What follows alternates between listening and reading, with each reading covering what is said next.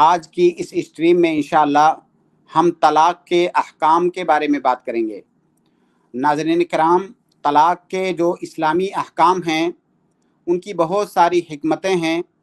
اگر طلاق کو صحیح طریقے سے برتا جائے، شریعت نے جس طرح سے طلاق کے سلسلے میں تعلیمات دی ہیں، اگر ان تعلیمات کو سمجھا جائے اور ان پر عمل کیا جائے تو طلاق کے اندر بہت سارے فوائد ہیں۔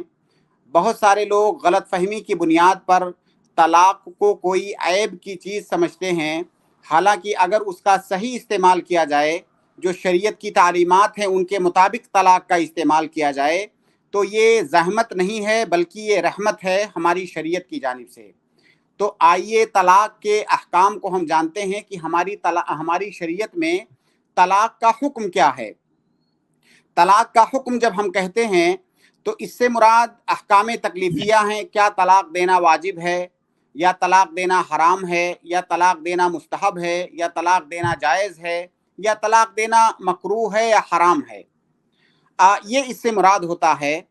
تو ناظرین کرام، طلاق کا کوئی ایک حکم نہیں ہے بلکہ شریعت کے اندر جو 5 احکام تکلیفیہ ہیں وہ 5 احکام تکلیفیہ طلاق پر منطبق ہوتے ہیں۔ تو طلاق یہ کبھی واجب ہو جاتی ہے، طلاق کبھی حرام ہوتی ہے، طلاق کبھی مستحب ہوتی ہے، طلاق کبھی جائز ہوتی ہے، طلاق کبھی مکروہ ہوتی ہے۔ ان کے سب اپنے اپنے حالات کے اعتبار سے اس کا حکم بدلتا رہتا ہے۔ تو سب سے پہلے آئیے جانتے ہیں کہ وہ کون سی حالتیں ہیں جن میں طلاق دینا ایک انسان کے لیے واجب ہو جاتا ہے۔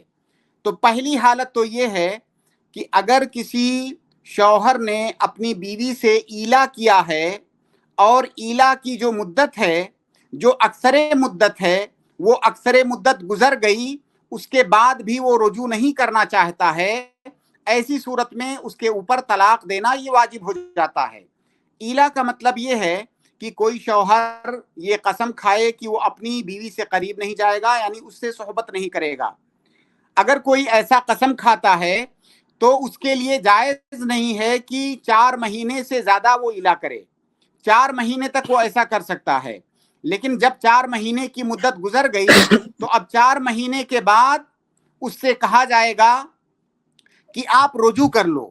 اگر وہ رجوع کر لے رہا ہے تب تو ٹھیک ہے، اگر وہ رجوع نہیں کر رہا ہے تو پھر اس سے کہا جائے گا کہ آپ طلاق دو۔ تو اگر کسی نے ایلا کیا ہے اور ایلا کی اکثر مدت جو 4 مہینہ ہے، 4 مہینہ گزر گئی، اس کے بعد بھی رجوع نہیں کرنا چاہتا ہے، تو ایسی صورت میں طلاق دینا اس کے اوپر واجب ہو جاتا ہے۔ تو یہ طلاق کے وجوب کی پہلی حالت ہے۔ طلاق کے وجوب کی دوسری حالت یہ ہے کہ اگر کسی کی بیوی نے زنا کا جرم کیا، اگر وہ زنا کے جرم میں ملوث ہو گئی اور اس نے توبہ بھی نہیں کیا، وہ مصر ہے، وہ اصرار کر رہی ہے اور شوہر اس کو روکنے پر قادر بھی نہیں ہے، وہ عاجز ہے اور وہ توبہ بھی نہیں کرتی، ایسی صورت میں اس عورت کے ساتھ زندگی گزارنا یہ جائز نہیں ہے بلکہ طلاق دینا یہ واجب ہو جاتا ہے۔ قرآن کریم کی آیت ہے کہ الزانی لا ينكح الا زانیۃ او مشرکۃ والزانیۃ لا ينكحها الا زان او مشرک، ہے کہ اگر کوئی عورت زانیہ ہے، اس نے توبہ نہیں کیا ہے تو اس سے نکاح کرنا یہ حرام ہے۔ تو جب کسی زانیہ عورت سے نکاح کرنا حرام ہے تو اس کو نکاح میں باقی رکھنا بھی حرام ہے، بلکہ اس کو طلاق دینا یہ واجب ہو جاتا ہے۔ لیکن یہ اس صورت میں ہے جب وہ اپنے اس عمل سے توبہ نہ کرے۔ اگر وہ توبہ کر لے تو پھر اس کو طلاق دینا واجب نہیں ہے، پھر شوہر کو اختیار ہے، چاہے تو اس کو رکھے چاہے تو طلاق دے۔ لیکن اگر وہ توبہ نہیں کر رہی ہے تب طلاق دینا واجب ہے۔ توبہ کرنے کی صورت میں طلاق دینا واجب اس لیے نہیں ہے کیونکہ اللہ کے نبی صلی اللہ علیہ وسلم کی حدیث ہے کہ التائب من الذنب کمن لا ذنب لہ، اگر کوئی آدمی کوئی گناہ کر کے توبہ کر لیتا ہے تو وہ ایسے ہی ہے جیسے اس نے کوئی گناہ کیا ہی نہیں ہے۔ تو اگر کوئی انسان کوئی بھی گناہ کرتا ہے، اس سے توبہ کر لیتا ہے، تو اس گناہ کے جو احکام ہیں اس پر مرتب نہیں ہوں گے۔ لہٰذا اگر کوئی زانیہ عورت توبہ کر لے تو اس کو طلاق دینا یہ واجب نہیں ہوتا ہے۔ البتہ یہ شوہر کو اختیار ہے کہ وہ چاہے تو طلاق دے سکتا ہے، لیکن طلاق دینا واجب نہیں ہے۔ اسی طرح سے اگر کسی کا شوہر اس جرم کے اندر ملوث ہے تو اس اور توبہ نہیں کر رہا ہے تو اس بیوی کے لیے بھی واجب ہے کہ وہ طلاق کا مطالبہ کرے، اس کے لیے طلاق کا مطالبہ کرنا یہ واجب ہو جاتا ہے، اسی طرح سے جس طرح سے شوہر کے لیے اس کو طلاق دینا واجب ہو جاتا ہے اس حالت میں۔ تو یہ دوسری حالت ہے طلاق کے واجب ہونے کی۔ تیسری حالت ہے طلاق کے واجب ہونے کی کہ اگر بیوی نے کوئی ایسا گناہ کیا جس گناہ کے کرنے سے کفر کرنا لازم آتا ہے، یا جو گناہ کفر ہے، تو ایسی صورت میں اس کو طلاق دینا یہ واجب ہو جاتا ہے۔ اگر بیوی نے ایسا جرم کیا ہے جو کہ کفر ہے، ایسا گناہ کیا ہے جو کہ کفر ہے، تو شوہر کے لیے طلاق دینا واجب ہے۔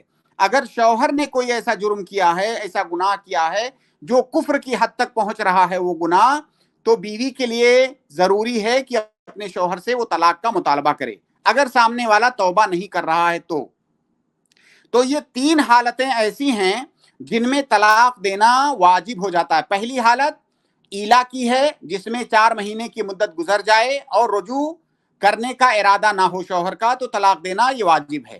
اسی طرح سے زنا کی حالت، جبکہ سامنے والا توبہ نہ کر رہا ہو۔ اور تیسری حالت ہے کوئی ایسا عمل جو کفر ہو، اگر سامنے والا ارتکاب کر رہا ہے تو اس کی بنیاد پر طلاق دینا یہ واجب ہو جاتا ہے اگر وہ توبہ نہ کرے تو یہ 3 حالتیں ہیں جن میں طلاق دینا یہ واجب ہو جاتا ہے۔ اب آئیے جانتے ہیں کہ وہ کون سے حالات ہیں جن میں طلاق دینا مستحب ہے، واجب نہیں ہے بلکہ مستحب ہے۔ تو پہلی حالت تو یہ ہے طلاق کے مستحب ہونے کی کہ کوئی بیوی ایسی ہے کہ اپنے شوہر کے ساتھ زندگی گزارنے میں اس کو مشقت ہے، اگر وہ زندگی گزارے گی، اپنی ازدواجی زندگی کو کنٹینیو کرے گی تو اسے ضرر پہنچے گا۔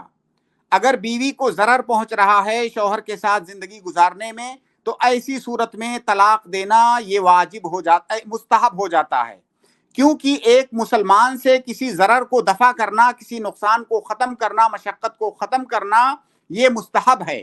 تو اگر کسی بیوی کو ضرر ہے اپنے شوہر کے ساتھ زندگی گزارنے میں، تو شوہر کے لیے مستحب ہے کہ اس بیوی کو طلاق دے دے۔ اسی طرح سے بیوی کے لیے بھی مستحب ہے کہ اپنے شوہر سے وہ طلاق کا مطالبہ کرے۔ تو یہ پہلی حالت ہے طلاق کے مستحب ہونے کی۔ دوسری حالت یہ ہے کہ میاں بیوی کے درمیان تعلقات اچھے نہیں رہ رہے ہیں، میاں بیوی کے درمیان جھگڑے ہو رہے ہیں، تعلقات اچھے نہیں ہو رہے ہیں، دونوں ایک دوسرے کے حقوق کی ادائیگی نہیں کر پا رہے ہیں اختلافات کی وجہ سے، اور اصلاح کی کوئی گنجائش نہیں نظر آ رہی ہے، اصلاح کی کوئی صورت نہیں نکل رہی ہے۔ ایسی صورت میں طلاق دینا یہ مستحب ہے، اس شادی کو کنٹینیو کرنا یہ جائز ہے، لیکن طلاق دینا یہاں پر مستحب ہے جب دونوں کے تعلقات اس قدر خراب ہو گئے ہوں کہ اصلاح کی کوئی صورت نظر نہ آ رہی ہو۔ یہ دوسری صورت ہے طلاق کے مستحب ہونے کی۔ تیسری صورت ہے طلاق کے مستحب ہونے کی کہ اگر بیوی کچھ ایسے اعمال کو چھوڑ رہی ہے جس کا کرنا اس کے اوپر واجب ہے۔ بہت سارے اعمال ہماری شریعت کے اندر، بہت ساری عبادتیں، بہت سارے عمل واجب ہیں، اگر کچھ ایسے اعمال کو چھوڑ رہی ہے جن کا کرنا اس کے اوپر واجب ہے، یا کچھ ایسے اعمال کا ارتکاب کر رہی ہے جن کا ارتکاب کرنا یہ حرام ہے لیکن یہ کفر کے درجے تک یہ چیز نہیں پہنچ رہی ہے، تو ایسی صورت میں ایسی بیوی کو طلاق دینا یہ مستحب ہے۔ یعنی وہ گناہ کے اندر ملوث ہے لیکن وہ گناہ کفر کی حد تک نہیں پہنچ رہا ہے، تو ایسی بیوی کو طلاق دینا یہ مستحب ہے۔ بہت سارے علماء نے یہاں پر واجب کہا ہے کہ اگر بیوی کسی حرام کام کا ارتکاب کر رہی ہے تو طلاق دینا واجب ہے۔ وہ لوگ کہتے ہیں کہ واجب اس لیے ہے کہ اگر بیوی حرام کام کا ارتکاب کر رہی ہے، اس کے بعد بھی اس کو اپنی زوجیت میں آپ رکھے ہوئے ہیں، تو گویا کہ اس حرام کام کا آپ اقرار کر رہے ہیں۔ لیکن یہ استدلال صحیح نہیں ہے۔ وہ صحیح اس لیے نہیں ہے کہ اگر بیوی حرام کام کا ارتکاب کر رہی ہے اور شوہر انکار منکر کر رہا ہے، اس کو منع کر رہا ہے، تو جب اس نے انکار منکر کر دیا تو اس سے اقرار لازم نہیں آتا ہے کہ وہ اس جرم کا اقرار کر رہا ہے، بلکہ وہ انکار منکر کر رہا ہے۔ تو لہٰذا یہاں پر یہ کہنا کہ فقط حرام کام کرنے سے بیوی کے شوہر کے اوپر طلاق دینا واجب ہو جاتا ہے، یہ صحیح نہیں ہے، بلکہ اگر وہ حرام کام کفر کی حد تک نہیں پہنچ رہا ہے تو طلاق دینا یہ واجب نہیں ہے. انکار منکر واجب ہے لیکن یہاں پر طلاق دینا یہ مستحب ہے. تو یہ 3 حالتیں ہیں جن میں طلاق دینا مستحب ہے. اب آئیے دیکھتے ہیں کہ طلاق دینا یہ مباح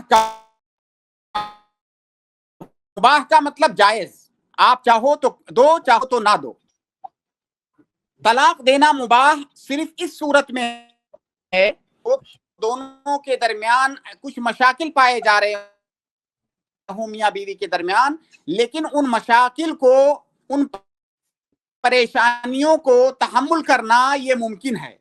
طلاق کا سبب تو پایا جا رہا ہے، ان دونوں کے درمیان جھگڑے ہیں، اختلافات ہیں، لیکن یہ بات یہاں تک نہیں پہنچی ہے کہ اس کو برداشت نہیں کیا جا سکتا ہے، تحمل نہیں کیا جا سکتا ہے. تو ایسی صورت میں طلاق دینا یہ مباح ہے.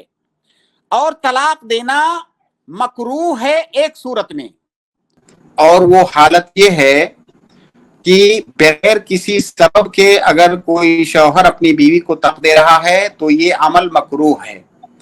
بغیر کسی سبب کا مطلب یہ ہے کہ دونوں کی زندگی ٹھیک ٹھاک گزر رہی ہے، اس کا طلاق دینے کی کوئی وجہ نہیں ہے، پھر بھی وہ طلاق دے رہا ہے تو طلاق دینا یہ مکروہ ہے. اس سلسلے میں ایک حدیث ذکر کی جاتی ہے عام طور سے کہ ابغض الحلال عند اللہ الطلاق، کہ اللہ تعالیٰ کے نزدیک سب سے مبغوض ترین حلال کام طلاق دینا ہے. تو یہاں پر یہ تنبیہ ضروری ہے کہ یہ حدیث اللہ کے نبی صلی اللہ علیہ وسلم سے ثابت نہیں ہے. یہ حدیث اللہ کے نبی صلی اللہ علیہ وسلم سے ثابت نہیں ہے.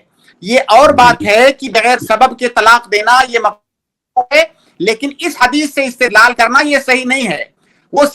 یہ حدیث سندن بھی نہیں صحیح ہے اور متنن بھی صحیح نہیں ہے. معنی کے اعتبار سے حدیث اس لیے صحیح نہیں ہے کہ اگر اللہ رب العالمین کسی چیز کو حلال ہے تو پھر اس کو مبغوض کیوں کیسے ہوگی وہ چیز اللہ تعالیٰ کے نزدیک؟ جس چیز کو اللہ رب العالمین حلال بنائے گا اس چیز کو مبغوض کیسے بنائے گا؟ تو لہٰذا یہ حدیث صحیح نہیں ہے. البتہ بغیر کسی سبب کے طلاق دینا یہ مکروہ ہے. 5ویں حالت طلاق کی، کہ طلاق دینا یہ حرام کب ہے؟ طلاق دینا 3 حالتوں میں حرام ہے. پہلی حالت یہ ہے کہ اگر کوئی شوہر اپنی بیوی کو حالت حیض میں طلاق دے رہا ہے تو اس کا طلاق دینا یہ حرام ہے. حالت حیض میں اگر کوئی طلاق دے رہا ہے تو طلاق دینا حرام ہے. اسی طرح سے اگر کوئی شوہر اپنی بیوی کو پاکی کی حالت میں طلاق دے رہا ہے، طہر کی حالت میں طلاق دے رہا ہے، لیکن وہ ایسا ہے جس میں اس نے اپنی بیوی سے صحبت کیا ہے، تو ایسی صورت میں بھی اس کے لیے طلاق دینا یہ حرام ہے. تیسری شکل یہ ہے کہ اگر کوئی آدمی ایک ہی بار میں، ایک ہی مجلس میں ایک سے زیادہ طلاق دے رہا ہے، 2 طلاق یا 3 طلاق یا 4 طلاق، ایک سے زیادہ جتنی بھی طلاقیں دے رہا ہے وہ ایک مجلس میں، یہ حرام ہے. اب یہ جو تینوں حرام کی صورتیں ہیں، حالت حیض میں طلاق دینا حرام ہے، ایسی طہر جس میں جمع کیا ہو اس میں طلاق دینا حرام ہے، یا ایک سے زیادہ طلاق ایک بار میں دینا یہ حرام ہے. تو یہ حرام ہونے میں تو کسی کا کوئی اختلاف نہیں ہے، لیکن کیا یہ طلاق واقع ہو جائے گی کہ نہیں واقع ہوگی یہ ایک الگ مسئلہ ہے، اور اس پر انشاءاللہ ہم بات کریں گے کسی دن کہ اگر کسی نے حالت حیض میں طلاق دیا تو اس نے حرام کام تو کیا، لیکن کیا اس کی طلاق شمار ہوگی؟ کیا طلاق واقع ہو گئی؟ کسی نے حالت طہر میں جس میں جمع کیا ہو اس میں طلاق دیا تو یہ حرام تو ہے، لیکن کیا اس کی طلاق واقع ہو گئی؟ کیا وہ طلاق شمار ہوگی؟ یا کسی نے ایک سے زائد طلاق ایک ہی بار میں دیا تو یہ اس نے حرام کام تو کیا، لیکن کیا ایک سے زیادہ طلاق ہو جائے گی کہ نہیں، یہ الگ مسئلہ ہے. اس پر انشاءاللہ ہم آئندہ گفتگو کریں گے. تو یہاں پر ہم نے ذکر کیا کہ طلاق پر احکام تکلیفیہ جو ہیں شریعت میں وہ تمام احکام وارد ہوتے ہیں. تو کبھی طلاق دینا واجب ہو جاتا ہے، کبھی حرام، کبھی مستحب، کبھی مکروہ اور کبھی جائز. اللہ رب العالمین ہمیں ان تمام احکام کی سمجھ عطا فرمائے اور ان کو صحیح طریقے سے برتنے کی توفیق عطا فرمائے، کیونکہ طلاق کے سلسلے میں بہت سارے لوگ ایسا رویہ یا ایسا اسلوب اختیار کرتے ہیں جو ہماری شریعت کے ہاں جائز نہیں ہے. تو اللہ رب العالمین ہم تمام لوگوں کو اس بات کی توفیق دے ہم تمام اعمال میں شریعت کے احکام کو مد نظر رکھیں اور انہیں صحیح طریقے سے باتیں.